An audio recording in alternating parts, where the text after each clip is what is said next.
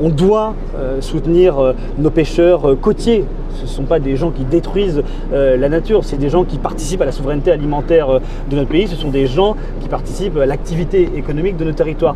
Après, il faut, comme dans toutes activités, regarder comment on peut améliorer la situation. Et donc c'est ce qu'on a travaillé hier avec le comité des pêches. Il y a des endroits où on voit qu'il y a une perte de biodiversité et il va falloir agir pour réguler, pour faire en sorte de réduire les activités. Et vous savez, les pêcheurs, je les ai vus hier et on parlait hier avec une mère de famille qui avait elle-même une entreprise de pêche et qui me disait à juste titre, nous on a envie de travailler pour les futures générations. Et donc pour travailler pour les futures générations, c'est quoi? C'est d'abord de protéger la ressource halieutique. S'il n'y a plus de poissons, il n'y aura plus de pêcheurs. Et donc tout ça c'est en bonne intelligence. On l'a vu sur la protection des cétacés, on l'a vu sur la protection des tortues. On le voit ici avec le travail formidable qui est effectué par la directrice et par toute la réserve avec les pêcheurs. C'est un travail qui se fait pas dos à dos, pas face à face, mais ensemble. Et donc, on a besoin des pêcheurs, on a besoin de renforcer la protection de la biodiversité, on a besoin de développer aussi l'économie bleue parce que c'est une économie qui ne se délocalise pas, qui est ici territorialisée. C'est des emplois aussi pour les plus jeunes. Et il faut mener tout ça de front.